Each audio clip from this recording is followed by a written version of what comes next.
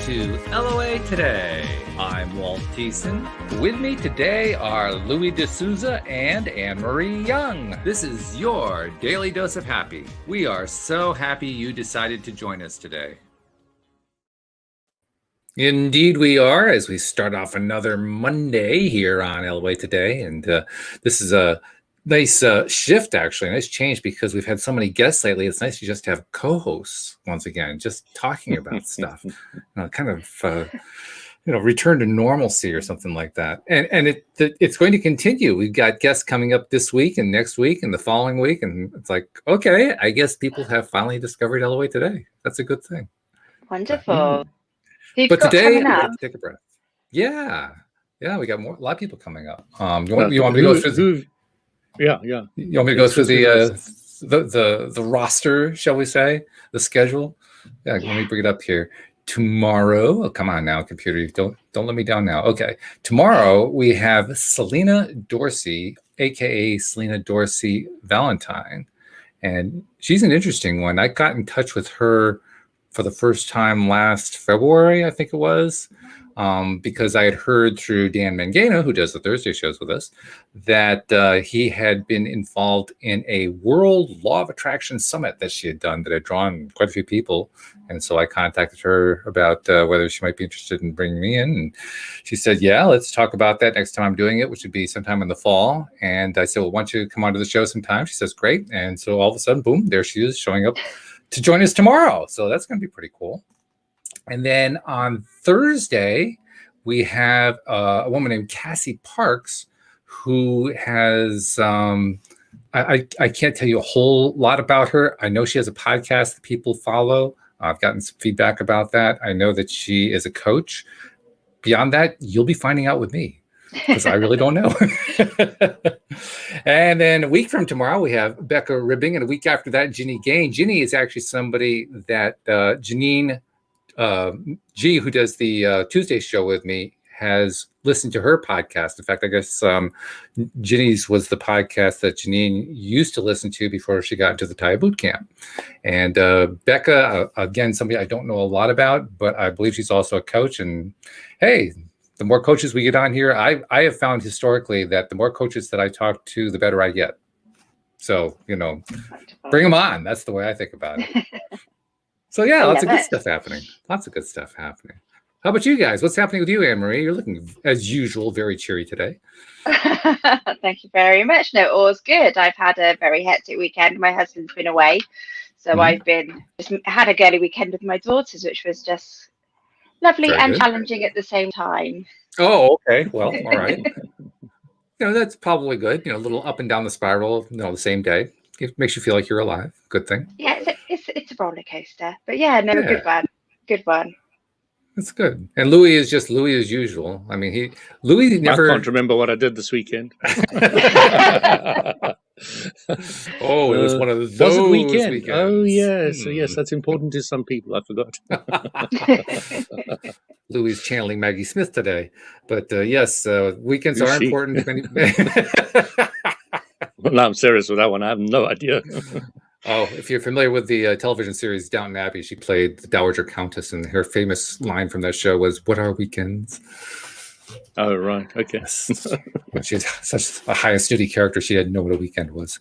But yeah, famous worldwide now because of that line. But I don't have I see Marissa's got a topic for us today. Oh, she does. How to channel your higher self. Thank you, Marissa. We didn't have a topic today, and you just filled it in right for us. That's beautiful. Well done. So how to channel your higher self? Well, that's connecting to your higher self. But let's go to the guru of connection, because he's been channeling everything that's been going on in his life since he was born and has produced some amazing information as a result. So what do you do to channel your higher self, Louis? Well, really like clarification of what Marissa really wanting to ask. Is she asking how to become an Esther Hicks? Or is she asking how a normal person lives normally with manifesting what is in this vortex, which is communicating with their higher self and manifesting it? Okay, well, I'll let Marissa clarify. I would kind of imagine that it's a combination of the two, really, because we all, in one sense or another, connect to higher self, some more skillfully, some less skillfully, but we're all connected. I mean, we wouldn't be here. It's not possible for us to be disconnected completely from source energy because we're part of it. So there's always some degree of connection. What Esther Hicks, Well, of course, has done is she's taken it to the nth degree because she can actually connect with such a high degree of clarity. She can actually communicate stuff to other people, which is pretty cool. Oh, there's a clarification. Marissa says communicating with higher self. So it's the communication part that she's talking about. All right, not becoming an Esther Hicks specifically. Right. So the first thing we need to really understand is that a lot of humans don't believe there is a higher self. They're not in tune with it, even if they're brought up in a religion. They don't really believe there is something outside themselves, that there is a God, that there's a higher being, that there is something more for you that is your own to link to. You know, the idea that we have is that our higher self is God, part of God. So, in other words, we're talking to the God or the sacred part of ourselves, and it's a journey to start discovering that part of you actually exists. Yes. Welcome to LOA today. That's been my entire journey. That's the whole thing. You just summarized it beautifully. You want to jump in on that, Anne-Marie? Oh, I'm sorry, Lou. I thought you were done. Go ahead. No. Let Anne-Marie jump in there. So for me, how do I sort of go to my higher self? It's just through meditation, just through appreciation, calming my mind. I do a lot of So you've done journaling. a meditation, you've done appreciation, you've done all these things. What did you experience? What made you believe? What made me believe? Just what I feel. The whole energy running and just the advice I get. And this just wouldn't. How does energy running feel? Oh, my hands go on fire, and my legs go like jelly. It was really funny when I literally tried to journal, and I could just literally feel like my feet get really hot. I feel like there's like beams coming out of my feet. But certainly in visualizations, I did one when I started boot camp, and was just reviewing one of my transgressors, and I went back to my past self in that moment to change my perception of that moment. And I kind of got a bit stuck. So my higher self came in to help me. And so I could separate myself from that situation. And that was interesting for me. So there's another way of terming that. My higher self came in to help me. I came in to help myself. I did. And when you start looking at it like that, you start seeing the greater connection and the most intimate personal connection that this non-physical part of you has with you. That's very true. It's a very important dynamic to understand, is that link, which, you know, your higher self is so totally, absolutely, utterly invested in who you are. Cares absolutely, completely about who you are and where you're going, but will not come down to any of the negative aspects. Will not come down to any of those levels. It'll say, hey, come up. But it'll sit there and it's very, very aware of everything, who you are and what you want, and it's going to try its best to help you manifest and get that. Now, absolutely. Marissa's just said, I experience tears of appreciation sometimes. So I have a question about that. Are these tears emotional or are they non-emotional? Ooh, yeah, good question. And the reason I think it's a question, Marissa to answer that well. Well, let me also comment. The reason I think it's a good question and appropriate is because it's indirectly it's a topic that I was kind of mulling about over the weekend. I was asking myself, why is it that you can watch a television program or see a movie or a play or something, read a book, and get an emotional reaction, and the emotional reaction could be to almost any kind of scene. But what if it's a scene that's a very happy scene? Why is it so often that in a very happy scene we aren't jumping for joy? Instead, we're crying perhaps, or we're feeling a sort of a happy sadness or something along that line. I thought that was That's kind of an interesting oddity about the way humans respond to very, very joyful occasions. I have an answer for that. I experience tears of appreciation sometimes. She hasn't answered that question yet. Not emotional, just appreciation. That's Yes. what she So says. Yeah. that's kind of what I have as well. I have, Marissa, I have a lot of tears when I have relief and release. Hold on a second, please. Speaking of relief and release. Well, I can understand that because I mentioned last week, but when I do tapping and I feel that release, I would just get teary. It would just always happen. Is that emotional? That is emotional, yeah, and a release. Yeah, emotional and happy. Mm-hmm.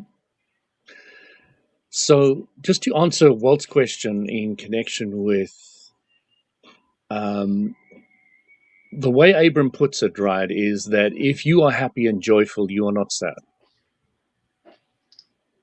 Fair enough. So sometimes we have this conflicting feeling of, oh, I'm sad and happy at the same time and all the rest of it. And what you're going through there is you're going from a more negative emotion to a higher one, and there's the transition. And as you're transitioning, you're feeling the effect of that transition. And it sometimes feels like you're laugh crying, and you get a bit confused in the middle, but it's really just a transition from a more negative emotion to a higher one, or maybe even the flipping between the two. But as Abram says, you can't be sad when you're happy. They are two completely different emotional, vibrational states, and you're either in one or the other. You can't be in both at the same time. So let me ask a follow-up question. If you're in that transitional state, are you happy or are you sad? So if you're right on the cusp from, let's say, rage to hope, which is right on the cusp between what humans define as the negative and the positive on that scale, then at that time you would be flipping into crying, and then you'd be flipping into laughing. So you'd actually be changing between the two, but you'll never be in both at the same time. At the same instant, But it gets confusing because you are flipping or you're transitioning, and it feels very confusing to a human. And it's confusing because you're going through change. Mm-hmm. And change is always a bit unsettling. I would also add that I don't think there's ever a time in our lives when we feel one pure emotion only for an extensive period of time.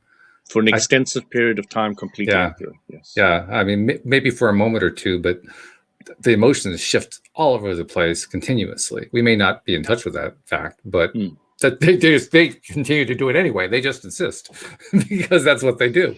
But yeah, so I think that's probably, for me, the easiest way to understand the transition that happens, because we're always transitioning from one emotion to the next. It's just that sometimes it's particularly stark, such as with a really very happy part of a drama. That's a stark difference, because most dramas, the drama part is about the drama, the horrible stuff going on, and all of a sudden we go into joy, like, shoom, oh my goodness, and zoom way big, way up. That's going to be a huge shift that we're going to notice the difference really, really big. So going back to Marissa's original question, how to communicate with the higher self. What methods do you use, Walt? We've heard from Marie. To me, there are two pieces to any communication, whether it be with higher self or my wife or with you guys here on the show. There's the communicating out part and the receiving of communication. Talking and listening, yeah? Talking and listening. And I think the easier one for any of us in connecting with higher self is the talking part, the communicating out part, or which is really going to confuse it, the communicating in part, because it's all inward bound. But that part's the easy part. The harder part for us is the listening part. I think for most of us anyway. And so if you look at Abram Hicks's 3 steps, which is communicating out and which one's communicating in? Oh, I never thought about it that way. Tell me what you think. Well, asking or petitioning or requesting or focusing is out, isn't it? Step 1 and 2. All right. Yeah. Okay. Yeah. And step 3 would be the allowing, the listening. Okay. Mhm. Yeah, I could go with that. I just like bringing it in always to the basics so that you can see with clarity Mm-hmm. what's going on. You know, there was this great monk story. This very, very wise monk went from church to church in Russia, and the people loved him. They flocked to him all over the place and all the rest of it. And he came to this one church, and he said to them, "I can't go inside." They said, "What do you mean you can't go inside? This is our church. We want you to come preach to us." And he says, "No, it's full." He said, "What do you mean it's full? There's nobody in it yet." He said, "No, it's full of petitions, full of asking." Ah. He said, "There's no space for receiving." So the guy said, "Well, explain to us what you mean." Well, he said, "There's 3 levels of prayer. The first level of prayer is petitioning or asking. I want, I need, I like, I." Said the next level of prayer is, what is it now?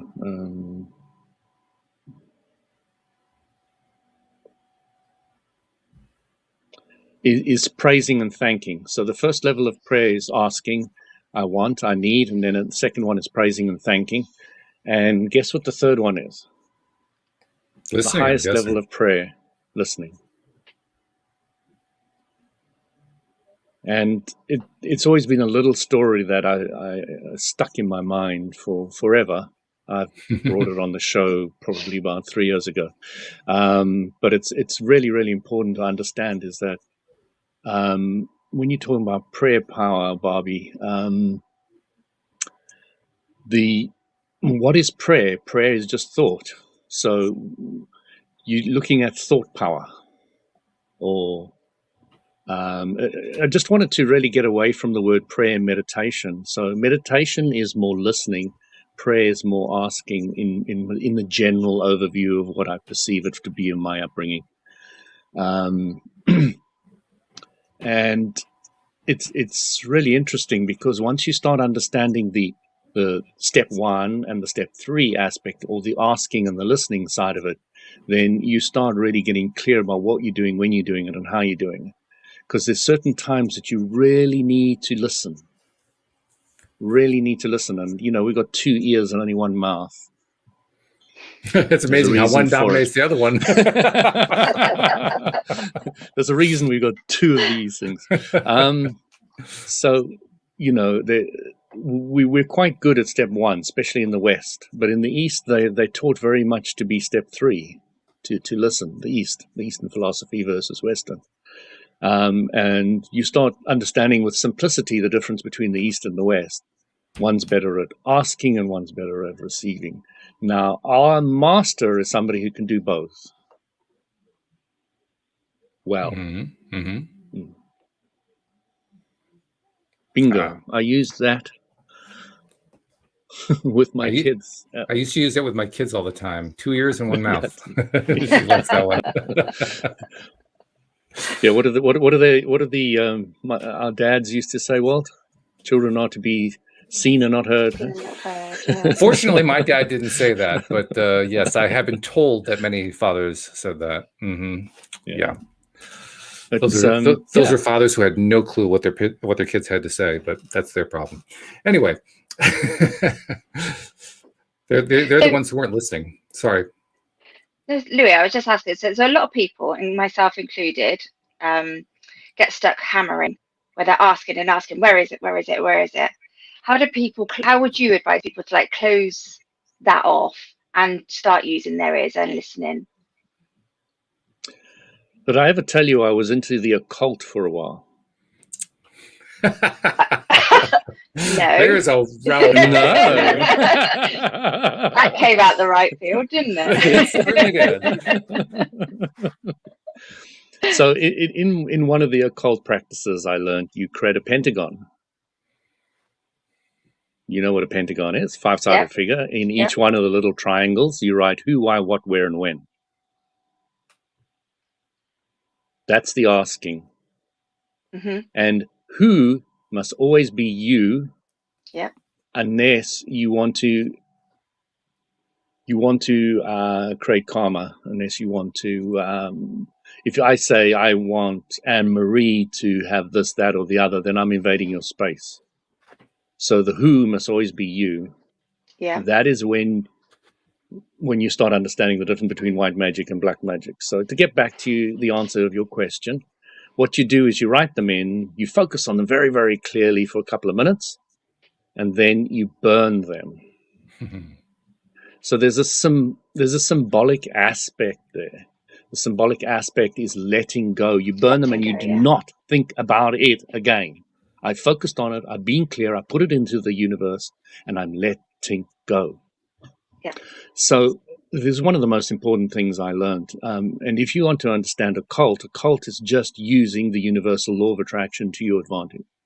That's all the occult is. It's nothing more, nothing less.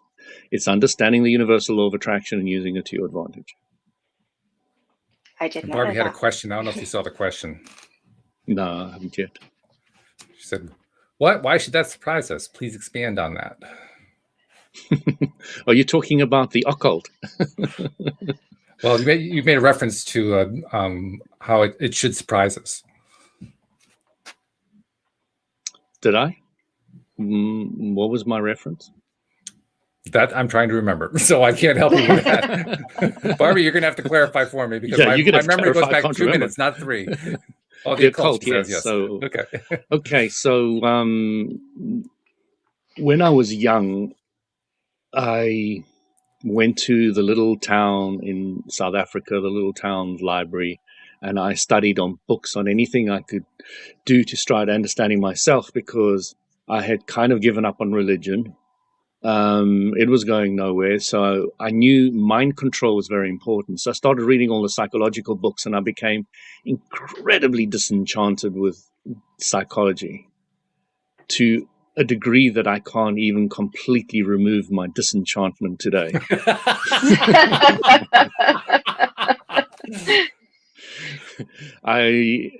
So I moved away from that to somebody who might understand how to get more and easier what I wanted. And in all the library books, the occult does come up, and I started reading quite a few books on it and understanding it. Now, to understand occult a bit better, you need to understand what white magic is, and I know I've explained this to well before, what black magic is and what the right way is. White magic is when you're doing something for yourself and you're not invading anybody else's space. Black magic is when I want Anne-Marie or Walt to do what I want them to do. And the best way is just the Abraham Hicks way, which is step 1, 2, and 3. Ask for yourself. Sorry, white magic. No, this is wrong. White magic is not when you're doing it for yourself. White magic is when you're saying, I really want to help Walt, he's sick. Black magic is when I really hate Anne-Marie and I want to kill her. Okay, both are wanting to manipulate somebody else. One is feeling I'm doing it for the right reason. One is feeling that I'm also doing it for the right reason, but the society will perceive it as the wrong reason. Okay, that's the black magic. Is that clear? Is that really clear? Because if it's not, I can explain it. Well, it's clear. I think it also has a built-in confusion to it, but I understand what you're saying. So the way it should be is when you're doing everything for yourself, when you're wanting for yourself.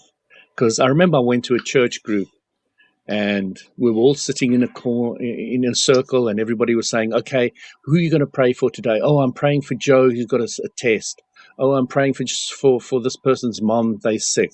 I'm praying for this. And when I came to them, I said, I'm confused. I said, what are you confused about? I said, so you're saying God is wrong, is doing the wrong things. I said, what do you mean? I said, this person's sick, and don't you think it's divine providence, and they've created that situation for themselves so they can learn something, and now you want to take it away from them? Well, I'm confused. Do you think God's making mistakes here? You know, do you think you know better than God? You're telling God what to do to fix it. I'm really confused here. So that was the conflict I struggled with for years and years, until I realized you can do it for yourself. You can have judgments for yourself, but do not enforce your judgments or your belief or your idea of what's right and wrong on anybody else, or try. I mean, I saw one of my friends who was into black magic at university. He's quite fun. He was a real character, and he taught me a lot. But one of the things the girls used to do is come to him and say, "Oh, I want this guy to like me. I want this guy to like me." And he said, "Are you sure you know what you're doing? What happens if you don't want him to like you? I'll do it." So he does the whole ritual and all the rest of it. And the guy falls head over heels in love with her, and then within a couple of days, this girl says, "I don't want anything to do with this guy." Now you need to reverse this thing. And that is playing with the occult, and it's very possible people do have that power and all the rest of it. But once you become centered enough, clear enough about who you are, what you want, about the law of attraction, how it works, these things don't affect you anymore.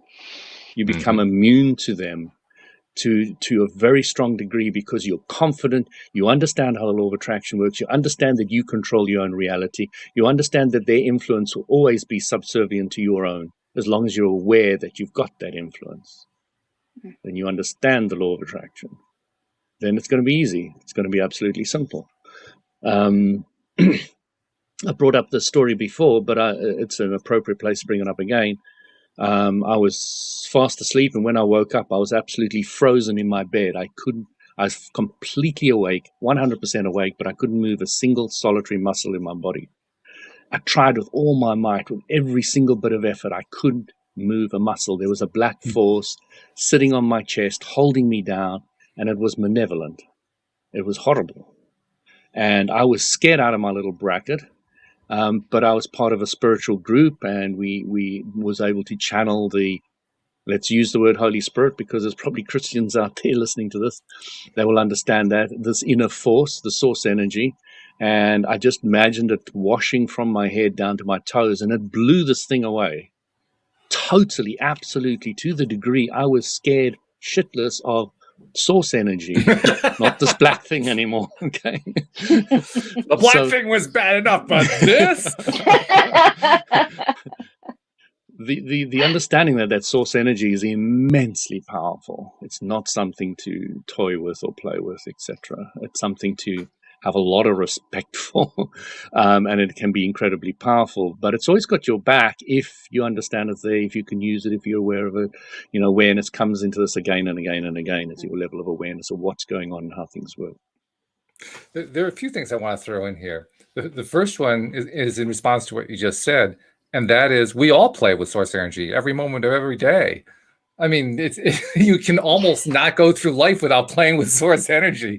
So you wouldn't be alive if you weren't. That's right. So cautioning somebody about playing with source energy is like cautioning them about being alive. Like, oh, okay, well, if you insist.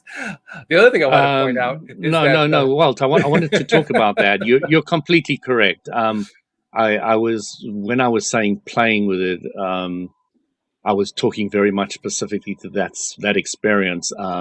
Naturally, we work with source energy, not necessarily play with it, but in a sense, I was kind of toying with it. I was opening myself up to it and letting it flow through me. And that, in a way, I'm kind of using the word play, but you very accurately and succinctly have stated that, yes, we do work with it all the time. And very often we create scenarios we don't like. That's part of what we do here in the world of contrast. Welcome to the amusement park. So, Louis, was that dark energy your dark energy? Well, I found out many years later from a Nigerian that this is an absolutely typical black magic voodoo type attack to kill somebody. Somebody pays a witch doctor, I don't like this guy, kill him, and they will do this kind of thing to you. This exact thing where black force comes in you, it freezes all your muscles, you can't move, blah blah blah. It's exactly typical of a black magic attack. But I only found that out of like 10 years later. Wow. Well, better late than never. The other thing I So wanted to point was out I about, doing it to myself? No, I don't believe I was doing it to myself. oh, you think there was another entity involved? Okay. I think there was. It was put on me. I was not in a place of fearfulness or fear. I don't think I would have been able to open myself to source energy to that degree if I was in a fearful place. Okay. Well, we can return to that one in a minute. The other thing I wanted to point out is the way you explain white magic, black magic, and so forth. Certainly, I've heard that approach many times. I think it's very consistent with a lot of approaches. I just want to point out that it's not the only understanding of magic. And the example that I'll give is Wednesday co-host Cindy Chavez, who very much engages in her own idea of magic, but her idea of magic isn't manipulative. Her idea of magic is the magic that you're creating for yourself in your own life. So she Which doesn't. is the third one that I've been talking about. Yeah. So I just want to broaden it to show that it's not just those two ways of understanding white magic or black magic. There's also a third. No, I'd I call very it the broader specifically approach. brought in the third one. Okay. The third one was when you do it for yourself. Okay. Yeah. That's fine. Yeah. I'm just looking Yeah. for clarification No. here. That's all. And I guess that's the magic, that you just create your own beliefs. You can have your own Right. beliefs around magic, can't you? So Right, exactly. Now, Marissa threw up an interesting comment here. I'll put it on screen. She says, one time I felt like my body was flung onto the floor during my nap and my body felt heavy when I awoke. So the question is that similar to the situation you had, Louis? I guess it depends on what she was feeling. Was she feeling that there was another entity there? She's not specific. It sounds like there were similarities, but again, I did not realize the intensity or the situation before, during, and after, and what she was thinking. And there's a whole lot of parameters that I'd need to take into consideration. I can talk about myself because I know myself, but I can't necessarily talk about that. It's just, there's one thing that you really need to understand on a spiritual path. There are a lot of distractions. Yes, there are. And we're very good at them, by the way. And I like bringing this up because it's a very important understanding. A Sufi master took a Western woman to, she went to him and said, train me. And he said, okay, all I need you to do is to spend time in my physical location, in my space, in my area, around me. So that's all she did. She sat in the sand while people came to him and talked to him, and he sorted them out and did that. And, and eventually she started, it's a whole book. It's called Daughter of Fire, and it's very, very thick, and I don't recommend anybody buys it unless they've really got a lot of time. Fascinating book. It's a journal, and it's a diary of every single day with a master. And it's like, oh my God, the things that she wanted to put herself through to gain a bit of enlightenment. But she did. So she started to be able to see fairies, and she could see very clearly when somebody was lying to him, and, she could see the auras, and she could see all the stuff. And the master looked at her when she started coming up to him and telling him that she could see all these, this little fairy underneath the chair, and this goblin over here, and why did you let that guy lie to you, and all these things. And he just looked at her and he went, okay.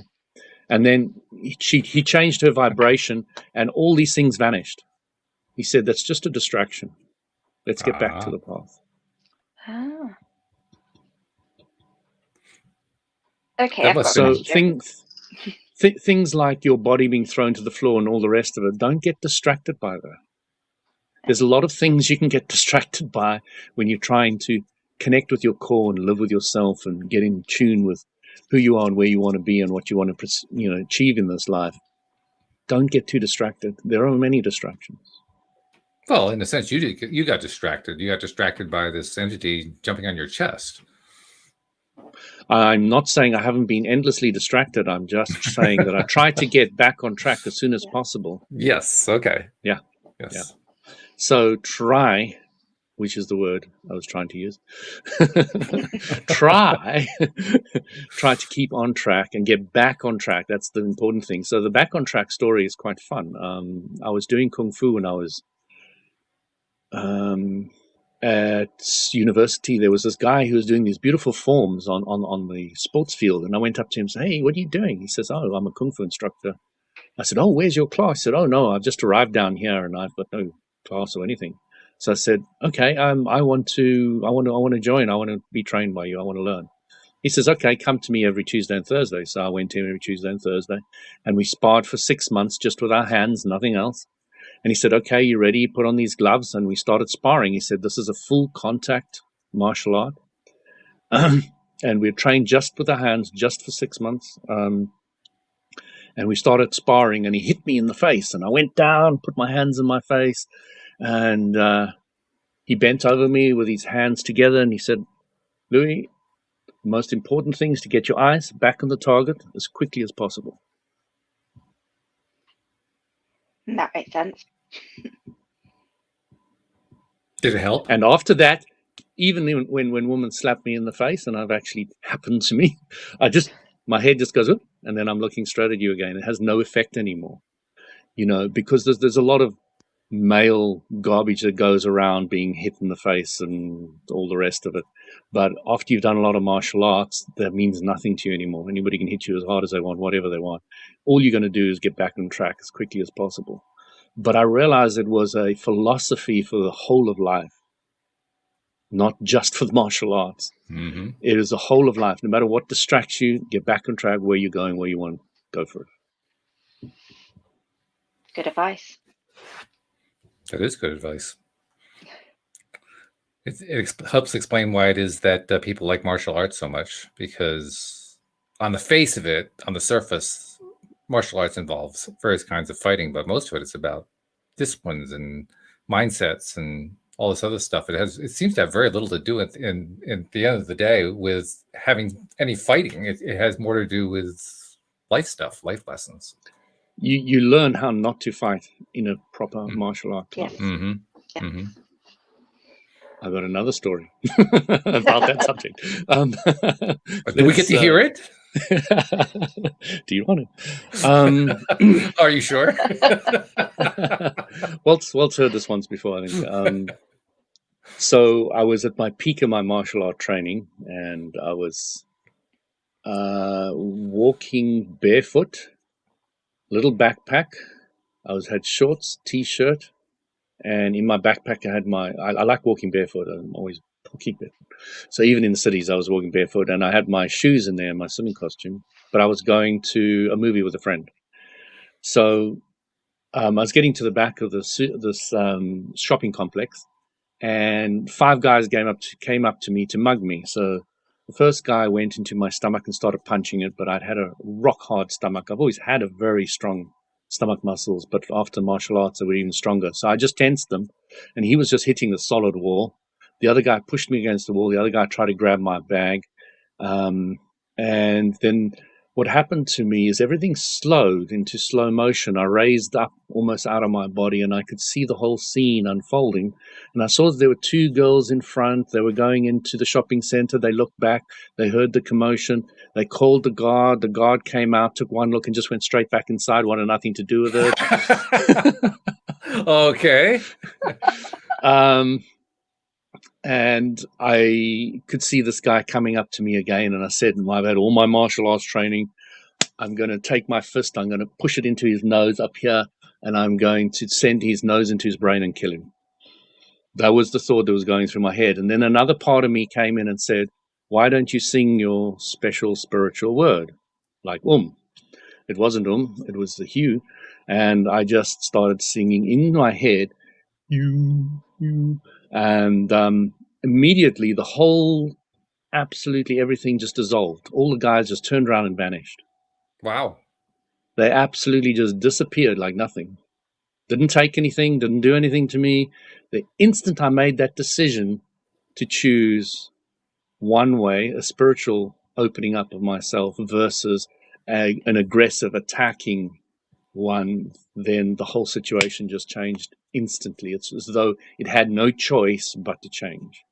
So I'm going up the escalator feeling really proud of myself. I chose the spiritual path.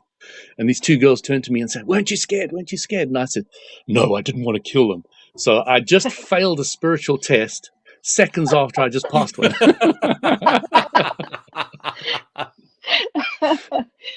So going back to the original kind of topic, was that your higher self communicating to you in that situation?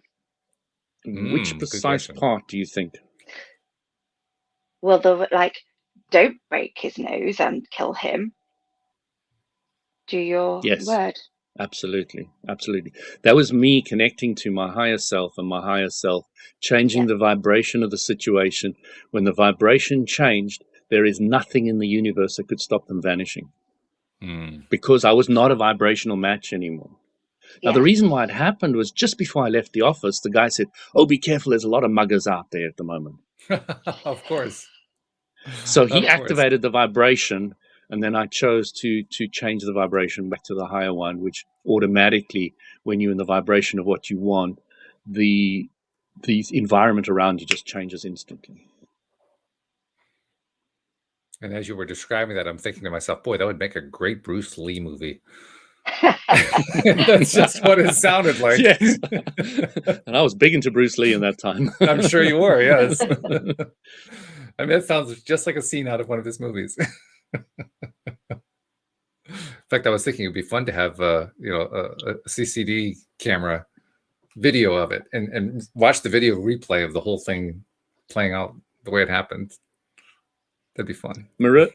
Marissa says there, you mean don't hang on to why it happened. Yes, that is pretty much what I'm saying, because why will keep you bringing back that experience again and again. It's not necessarily one you liked or wanted to have again, I'm guessing. Hopefully. Therefore, it is thoughts about what you don't want, just to break it down for simplicity. Therefore, yes, don't focus on thoughts that you don't want. I'm really trying to break it down for its absolute simplistic form so that you can get it, understand it, and use it in any and all situations in your life. So let's talk a little bit about the listening component in regard to situations like these that crop up. I mean, I don't mean necessarily where you've been attacked and being mugged. That would be the more extreme example of it. But stuff's going to come up all the time. Just we live in a world of contrast. So there are going to be things that happen at various times that we don't like, and we'll have attracted them in one way or another. And so the question becomes, how do we handle it? How do we make that shift? How do we actually get ourselves to pay attention long enough to actually do it? Well, the beginning is practice. If you practice more on the positive side, the universal law of attraction is going to amplify it, and then it's going to become easier. So I like bringing in my mentor's description. I said, how do you do this? She said, practice, Louis. Practice, practice, practice, practice, practice, practice, practice, practice, practice, practice, practice, practice. She went on for half an hour. I said, okay, Jen, I got it. I'm impressed that you waited a half an hour to say that. Wow. But also when she you're was very good at practicing- extremes. She's very good at contrast. Yeah. That's what a good teacher does. I never forgot it. I'm sure. But when you're practicing and you are that higher level more often, when you do get down, you don't go down as far, but you feel that uncomfortableness straight away. So you're very much more aware of it, aren't you, to take yourself back up? Absolutely. I'm trying to think of the last time I got a headache anymore. I'm trying to think of the last time depressed. I've only experienced for a few seconds, so I don't even talk about that. But I'm particularly stable, but getting angry and frustrated, I'm there. I still get that. So it's not that I don't have contrast. It's just my contrast may be a little bit higher up the scale than some other people. And there are some people who are much higher up the scale than me. And there's no competition between me and them. There's between me and me is the only competition. And you've got to get that. You've got to get that. You're not competing against anybody else. You're trying to do a little bit better than you did yesterday. Well, Marissa had a follow-up question. She said, did you pray, then listen when you were attacked? No, I didn't pray. I like the way she spells pray. Well, I was going to touch on that one later. Yeah. P-R-E-Y. And the question in my mind is, who is the real prey here? I mean, exactly. It could go either way. Did you pray? So, again, let's replace the word pray with thoughts, please. So, the reason why I want to get away from the word pray is it's so caught up in so much of the Christianity and other denominations' belief structure. Let's break it down to its simplicity. Prayer is just thought. That's true. Okay. So the good way of praying, as I said, the 3 different levels of praying is the highest level is listening. So we really want to listen, and to answer the question really accurately, you just do it. There's no thought involved. Because you've practiced enough to be in that higher state, occasionally you know that it's absolutely necessary. You become it, and there is no thought involved. It's a becoming, it's a beingness. That's all I can say. I didn't spend time deliberating, should I do this or shouldn't do that. It's just, I want to fight him. Oh, let me do something else. And I just became it. And there was no real thought about it. It was just becoming. And it becomes easier and easier and easier to become without any thought. Thought is often more of a obstacle for people to grow than it is an advantage, because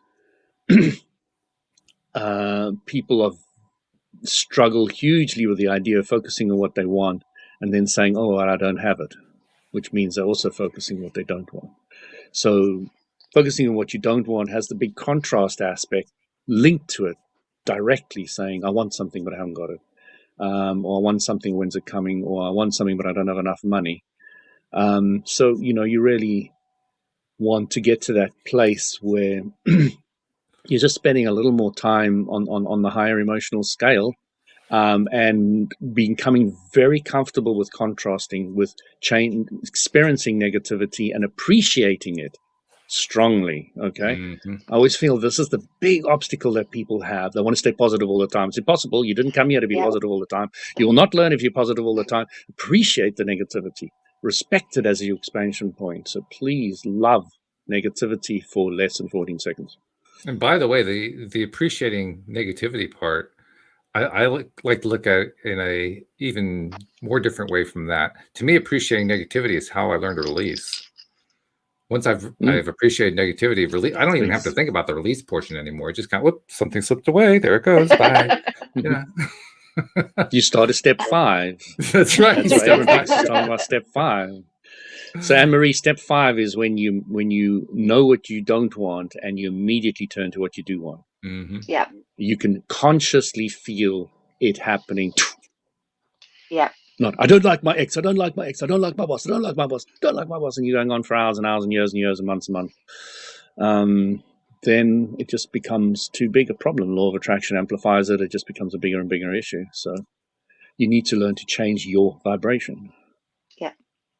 And have that trust. Now the good news there is that even if you built up that huge vibration over the years, it's low vibration. So it's not going to take a ton to break it up. It's going to perhaps take some. It's going to take some attention. Could seem like quite a bit of attention, but it's not going to take nearly as much time to reverse it as it is to build it up in the first place. So if you spent 30 years building up, don't worry. You don't have to spend 30 years unbuilding it. It can happen in seconds, and the easiest way to do that is to understand the dirty glass of water scenario. So if you've got a dirty glass, if you've got a dirty glass of water and you keep on filling it with clean water, what's going to happen to the glass of water? You're going to wash it eventually. Yeah. So you don't have to go and visit those negativities. You really, really don't. And so what I got from Abram, and it's one of the bigger epiphanies I got from Abram, is understanding that you don't have to go back and relive those negative things that happen to you, simply because the more you focus on them, the more they're going to become bigger, aren't they? Mm-hmm. Mm-hmm. One of the biggest things I've learned, and I'm still learning, is that if you slip, if you don't manage a particular moment in time to stay on what you like, and you slip back to what you don't like, so what? If you're alive, you get another chance. Yeah. And if you're not alive, you've got the biggest chance of all, because it's pure positive energy. Do-over. That's what it is. It's a do-over. You get as many do-overs as you want, as long as you're breathing. They're yours. As long as you're playing in the contrast, you get more do-overs. Yeah. Yeah. Yep. Well, that's true. You don't have to be breathing to play in the contrast. I mean, humans do, but yeah. That's where everything breathes. We could argue that point. Well, I'll agree that everything vibrates. Does vibration count as the same thing as breathing? Yeah. Does it? Sorry, say that again. I was just listening to. I would say that everything vibrates because everything is made of source energy, and source energy vibrates. Therefore, everything vibrates. So, and you can look at vibration as breathing. Yeah, and that's what I was asking: is vibration the same thing as breathing? Well, breathing is it's vibration, isn't it? Mm-hmm. You know, even if you're physically sitting completely still, lying in bed, you're still breathing, and breathing is movement. It's vibration, and it still gets the blood to move, and everything still is moving. So, okay. My statement about anybody who's sick is: if you're breathing, you can heal yourself, and if you're not breathing, you're dead. So it's very easy. Well, that also leads to another interesting conversation. But before we have too many rabbit holes here, let's try to stick with the one we're on right now. Next lifetime. That's right, exactly. As Marissa says there, next lifetime. Especially since there's only about 8 minutes left. So, I mean, there's really only time for 1 or 2 rabbit holes. We can't go down too many at once. But the idea of vibration equal breathing, I just want to return to that one for a moment because it's an interesting one. Crystals, for instance, I'm trying to think of something that's considered to be by most people not alive. Most people would say crystals are not alive. Okay, well, crystals certainly do vibrate. We can measure the vibration. Do crystals breathe? If they're vibrating, they are vibrating, so they're not necessarily breathing, are they? I mean, they're not taking in oxygen and letting it out, which is what we would consider breathing. So no, I wouldn't say breathing, but I could break down breathing to its simplicity of vibration. And then I can say that a crystal also vibrates. Well, we can prove that scientifically, but I'm not saying everything breathes like a human or takes in oxygen and exits it. I'm saying I'd rather break down breathing to vibration. Okay. All right. That's fair. To me, it's interesting, though, to look at non-mammalian vibrational forms. I'm trying to find a way to describe something that is not a human. Because the more that I look at everything in life that I'm aware of, and the more I contemplate the idea that everything is vibrating, the more I realize that everything is alive. Which means even what astronomers call dark holes or black holes in outer space are alive. I'm not even sure that their description of them as black holes is accurate, but it doesn't really matter. The point is, whatever they are, they're alive because there's vibration going on, which, by the way, creates all kinds of mental difficulties for the scientists because they're trying to describe a black hole as something that has nothing in it and everything. It just sucks everything away. But I'll let them iron that one out. I'm not going to try to figure that one out.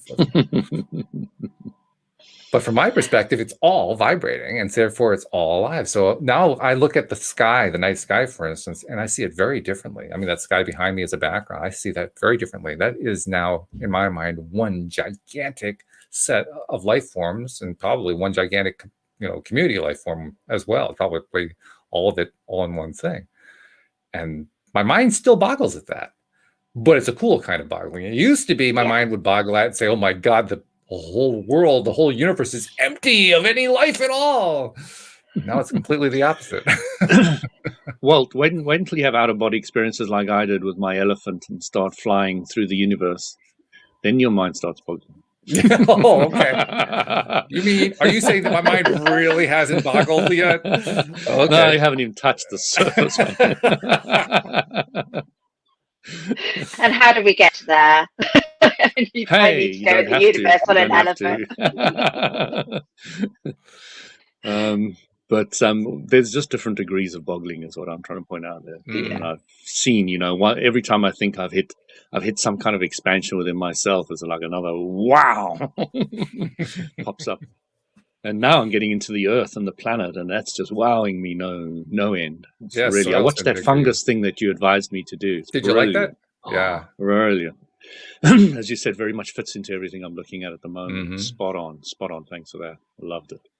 You're Netflix, welcome. something to do with fungus. What is it called? Fantastic Fungi is the name of the film. Fantastic Fungi. Brilliant. Yeah. If anybody ever wants to watch. Gorgeous, absolutely gorgeous stop action photography combined with some Yeah. CGI. Just beautifully done. Absolutely beautifully done. Really amazing. Yeah, I recommended it to our nephew. We were visiting family over the weekend, and he's very much into concepts regarding biodiversity. He has sort of a political thing going on, but we kind of ignore that part. He's very much into the earth and alternative stuff of, fill in the blank, any kind of alternative he's into. So I said, check out this movie, you're going to like it. And he kind of gave me this look because I don't think he's ever really trusted anything I've recommended in the past. To be perfectly honest. But yeah, if he sees it, I think he'll like that one. That's a good one. Have you seen that one, Anne-Marie? No, I haven't. I've just made a note of it. Yeah, really, really good. Definitely worth it. You don't even have to be into I think Walt and I were discussing it after the podcast. That's why. Yeah, that was an after show conversation. Yeah, and I also recommended it earlier on a previous podcast, and we received email from listeners who checked it out. So yeah, a lot of people agree it's worth it. Thumbs up all around. Let's check it out. So, well, this has been it's been kind of a meandering conversation, but it's been an interesting one. An interesting way to look at a number of these different topics. Plus, we got a little bit of martial arts training, and kind of in through the back door. And never trust a security guard who's not going to come and rescue you. Yeah, I don't know where that mall is, but wherever it is, I think I'll just stay away from the guard. He's useless. Forget him. It was so funny when I was going up that escalator saying that to them. I didn't want to kill the guy. I still shake my head today. Where did that come from? Where did that come from? I mean, there was an element of truth to it, but still, the ego was so big at that stage. Really needed a knock. And then, of course, I was going to a movie with a spiritual friend. Why are you late? Why are you late? I told her the story and she's completely calm. Wow. Amazing. I was forgiven for being late, I promise you. Actually, that's a topic for another day. We are really rough on our egos, particularly in spiritual realms. I mean, we beat the crap out of them. And they're really just doing their job. Yeah. I think that's something else we need to spend more time appreciating. So maybe we'll make that a topic for next week or something like that. Appreciating the ego, its benefits, and yeah, absolutely. It's got such a bad rap. We'll have to. It does. Bolster the ego. So sometimes the ego does need to be propped up, for good reasons.